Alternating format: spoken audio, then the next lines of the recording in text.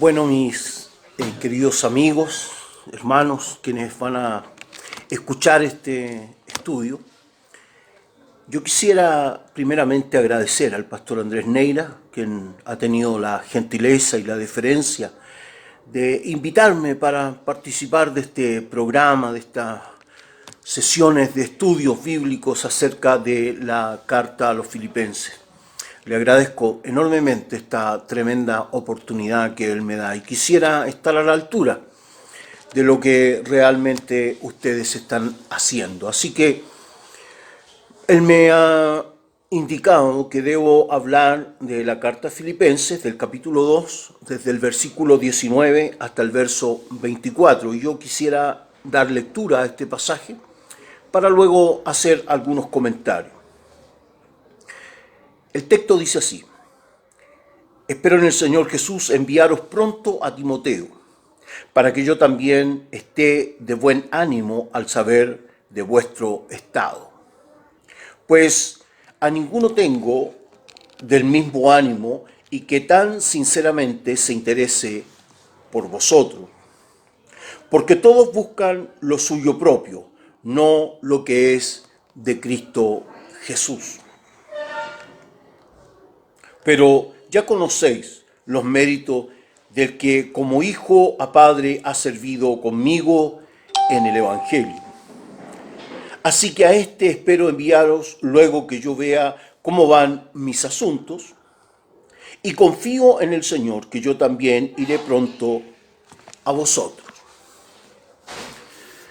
He dado un título que meridianamente podría revelar un poco lo que este pasaje nos está tratando de decir. Y le he puesto la preocupación de un buen pastor. Pablo ha enviado una carta, como ya ustedes saben, a la iglesia de Filipo a través del hermano Epafrodito.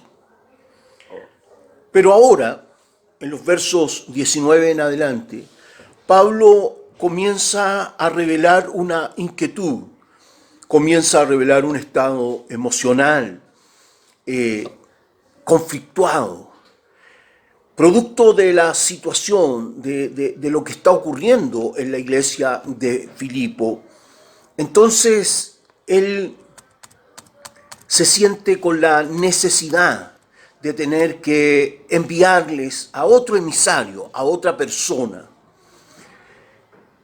y decide enviar al hermano Timoteo. Y esto es lo que Pablo está colocando en esta carta, que él, con la ayuda del Señor, se ha propuesto lo más pronto posible, dentro de las posibilidades que él tiene en ese momento, enviarle al hermano Timoteo hasta la comunidad de Filipo. La razón es para que el hermano Timoteo pueda traerle información. Esa es la primera razón que el apóstol Pablo revela en estos versículos. La primera razón es porque él desea que Timoteo le traiga información que ayuden a mejorar el estado de ánimo en el que se encuentra el apóstol Pablo. Es interesante porque el término que el propio Pablo usa para hablar acerca de su estado, de su condición, es la palabra eufugo, que es un estado emocional, un estado anímico afectado, conflictuado.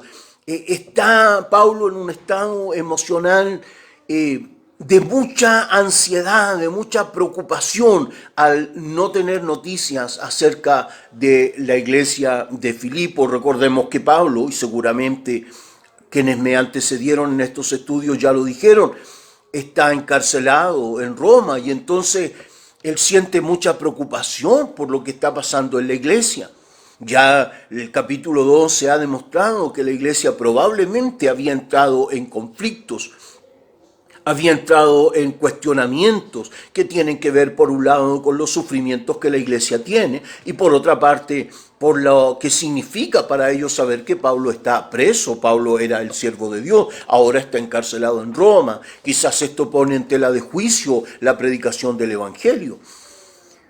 La iglesia se ha desenfocado porque Pablo tiene que decirles que las cosas que la gente hace dentro de la iglesia debe hacerla con amor, sin conflicto, sin vanagloria, mirando siempre a los demás como superiores, ser imitadores de Cristo, les pide que completen su gozo. Entonces, Pablo está complicado, está muy conflictuado, su ánimo está bastante afectado. Hay algo importante que entender en este versículo, y es que la intención de Pablo al revelarle sus emociones afectadas no tiene como propósito el que los hermanos de Filipo sepan cómo está, sino más bien tiene un carácter exhortativo, y en esto me gustaría ser enfático. Cuando Pablo habla de su estado emocional en esta carta, lo que Pablo está buscando es mucho más que el simple hecho de que los hermanos se enteren de lo que está pasando con él. Pablo quiere buenas noticias acerca de los de Filipo. Pablo, al mencionar su estado de ánimo y al desear buenas noticias, está deseando que los hermanos de Filipo comprendan que es su conducta, es su forma de proceder la que debe cambiar para él sentirse aliviado. Luego, en el versículo 20, Pablo dice: a ninguno tengo del mismo ánimo. Este párrafo resulta importante, ya que Pablo contaba con un gran equipo misionero, como lo explicara el doctor Robert Wagner en su libro La comunidad de Pablo. El apóstol no trabajaba solo, no eran 2 o 3 las personas que estaban con él. Pablo contaba con un gran equipo misionero. Entonces, para comprender este párrafo debemos fijar nuestra atención, de alguna manera, ¿cierto?, en la frase que Pablo está usando. Él dice que no tiene a nadie del mismo ánimo. Se trata entonces de una persona que tenga una condición muy especial para realizar la tarea que requiere el asunto de la iglesia de Filipo. El término usado por Pablo es isofujón. El doctor Pérez Millo traduce como de la misma grandeza de alma. La versión Dios habla hoy traduce que comparta tanto mis propios sentimientos y que de veras se preocupe por la iglesia de Filipos. La Nueva Traducción Viviente traduce quien se preocupa genuinamente por el bienestar de ustedes. Entonces, cuando el apóstol está hablando de que no tiene a nadie del mismo ánimo, lo que está diciendo es que esta tarea, esta misión que Pablo necesita que se haga en la iglesia de Filipo, tiene que ser hecha por alguien que tenga esta misma pasión por la obra de Dios, que tenga la misma preocupación que el apóstol Pablo sentía por la obra que había hecho en Filipo, que tenga el mismo amor por esta iglesia. La persona que debe realizar este trabajo debe reunir estas características, debe tener este carácter, debe tener estas capacidades, estas virtudes. Una genuina preocupación por la congregación, alguien que en ese momento estuviera compartiendo los mismos sentimientos de Pablo por esa iglesia en cuestión. En el versículo 21 sirve como una pequeña o escueta explicación de lo que estaba ocurriendo con los miembros del equipo misionero que trabajaba con Pablo. No se trata de una difamación de Pablo hacia sus colaboradores o asociados en el ministerio. Recordemos que incluso Pablo en la misma carta los saluda. Se trata de una constante comparación que escapa del ámbito humano de las relaciones y de las motivaciones. Se trata de una comparación que está fundada más bien en 2 clases de atributos que ya antes había mencionado de la persona de Timoteo, quien contaba con el mismo espíritu que Pablo y el mismo amor por esa congregación en especial. Los otros colaboradores, sin ser necesariamente malas personas, no contaban con esa conexión especial para realizar el trabajo que Pablo deseaba en la iglesia de Filipos. El énfasis está puesto en que los demás colaboradores no buscan como mayor o absoluto interés el vivir a Cristo en el más profundo sentido de entrega como ministros. Tienen otros intereses. Entonces, no sería sano pensar que Pablo está descalificando o está hablando mal de sus demás colaboradores. Lo que Pablo está diciendo es que en ese momento los demás ministros que trabajan con él, asociados en su ministerio, están preocupados de otras cosas, tienen otros intereses. Pero Timoteo en particular es quien tiene realmente el mismo sentir que Pablo, tiene la misma preocupación que Pablo, comparten el mismo propósito en ese momento y por eso se convierte en el hombre indicado. En este sentido podemos decir que el hecho de que se envíe a Timoteo tiene como objetivo reforzar de forma paradigmática lo que ya Pablo ha mencionado en la carta, capítulo 2, verso 3. Me refiero a que todo cuanto se hace para el Señor debe ser sin contienda, sin vanagloria y siempre mirando a los demás como superiores. Entonces, Pablo va a enviar a Timoteo, porque Timoteo cumple justamente con el propósito o el plan del apóstol Pablo. Timoteo se podría convertir en su visita a la iglesia de Filipo en un verdadero paradigma de entrega, un verdadero paradigma de servicio, para que entonces la iglesia, a través del modelo de este hombre de Dios, pueda corregir su comportamiento. En el versículo 22 encontramos recomendaciones que hace Pablo acerca de Timoteo. Tiene como objetivo demostrarle a la comunidad que ese ministro era el indicado para realizar todo lo necesario para reorientar la misión y propósito de la comunidad de creyentes en Filipo. Lamentablemente, versiones como Reina Valera o Dios habla hoy no rescatan del todo el sentido de las palabras de Pablo al referirse a Timoteo. Por eso sugiero versiones como Nueva Versión Internacional o Biblia de Jerusalén, donde se acercan al término usado por el apóstol, quien dice de Timoteo que es dokimen, uno que tiene experiencia, uno que ha sido probado, uno que reúne las calificaciones prácticas para dicha e importante misión. Entonces, cuando Pablo está recomendando a Timoteo, le dice a la iglesia de Filipo, ustedes ya conocen, ustedes ya saben acerca del carácter, acerca de la calidad. Podríamos decir en términos muy comunes, ustedes saben de lo que Timoteo está hecho. Ustedes saben lo que Timoteo vale en sí mismo. Dóquime. Es un hombre que tiene experiencia, es un ministro que ha sido probado en muchas oportunidades y situaciones. Es alguien que reúne en su vida las calificaciones prácticas, experienciales de lo que significa el trabajo de la obra del Señor. Esto permite entender la forma comparativa que usa Pablo para hablar cómo Timoteo llegó a adquirir ese nivel de experiencia. Lo logró porque desde siempre sirvió como un hijo sirve a un padre.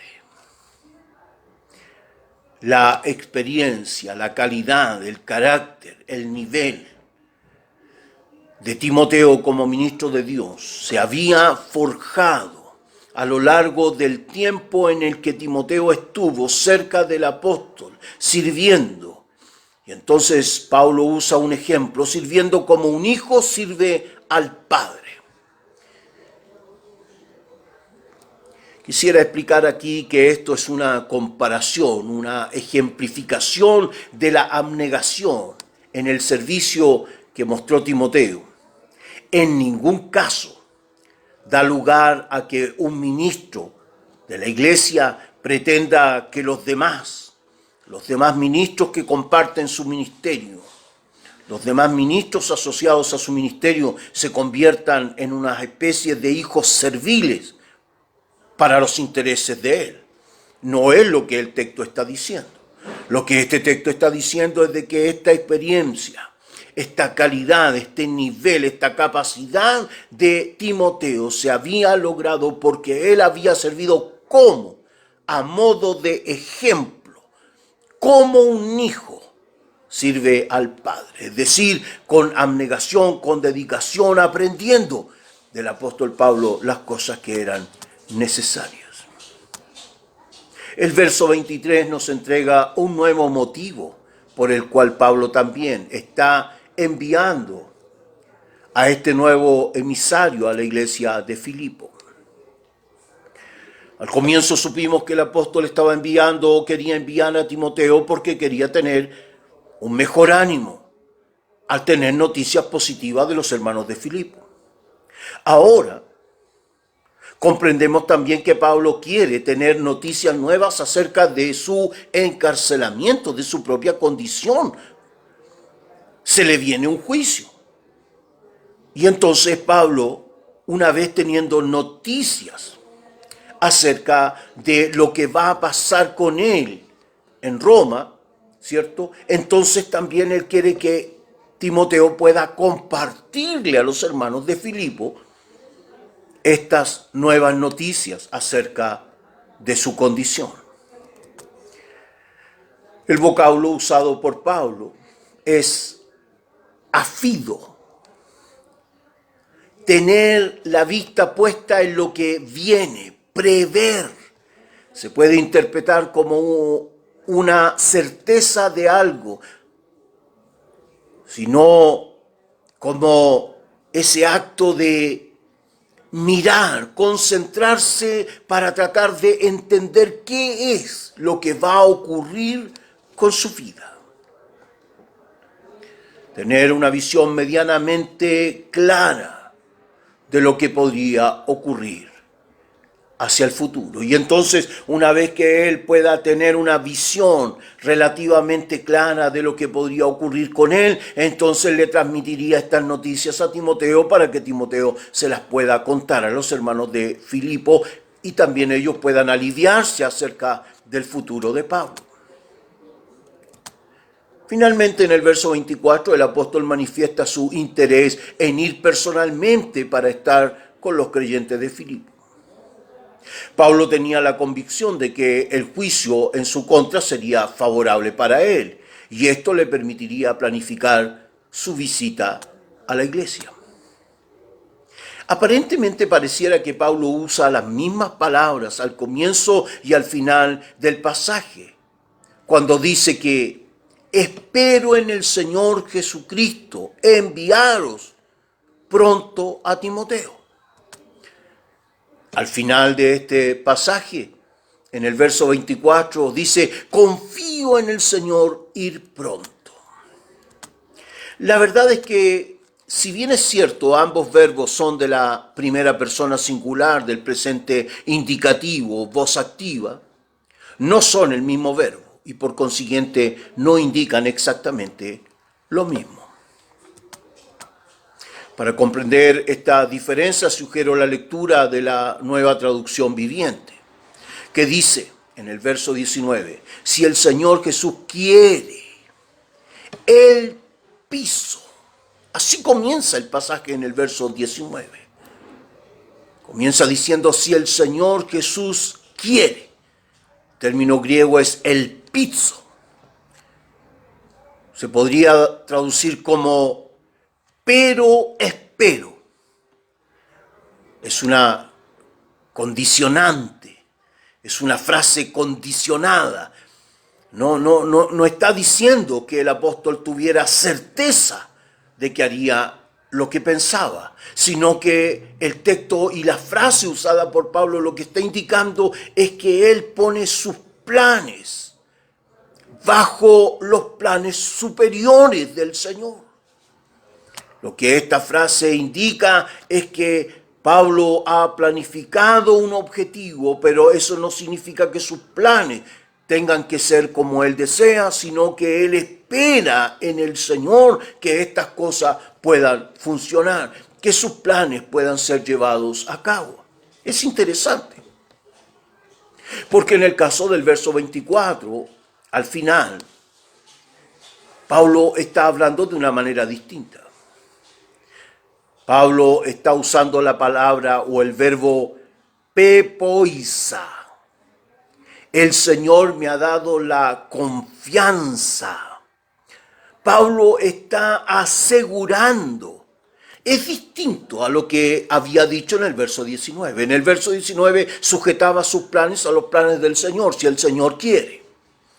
Ahora en el verso 24 está usando un verbo en el que Pablo está enfatizando y dando por hecho que esto que él desea va a ocurrir.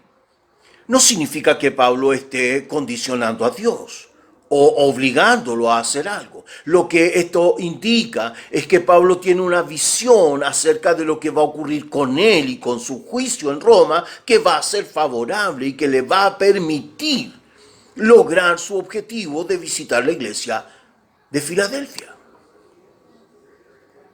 Entonces, Pablo está diciendo que en el Señor tiene la confianza de que va a ocurrir así, a favor de él, y permitiéndole llegar hasta la iglesia de Filipo.